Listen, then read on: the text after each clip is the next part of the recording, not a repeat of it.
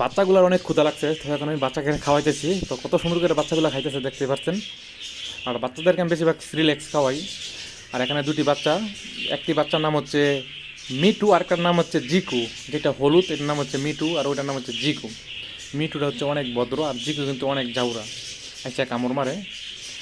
আর একসাথে চারটা বাচ্চা ছিল, চারটা থেকে আমি দুইটা বাচ্চা আলাদা করে দিচ্ছি, আর দুইটা বাচ্চা এখনও মা পাখির সাথে আছে। ওইটি এখন অনেক ছোটো।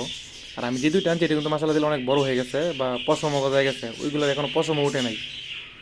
তো আমি একটু পরপরই খাওয়াই, হয়তো এর কারণে হয়তো খুব দ্রুত বড় হয়ে গেছে গা। আর আমার এই ভিডিওটি ভালো লাগলে অবশ্যই আমার পেজটি সবাই ফলো করবেন।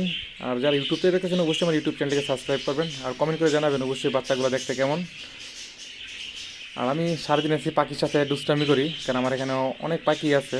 তো এখন বর্তমানে এই দুইটা বাচ্চাকে আমি একটু বেশি সময় দিই, এই দুইটাকে আমি টেম করতেছি, এর জন্য এটা একটু বেশি সময় দিই। আর এটার জন্য আমি এক্সট্রা একটা খাঁচা আনছি, দেখতে পাচ্ছেন খাঁচাগুলো।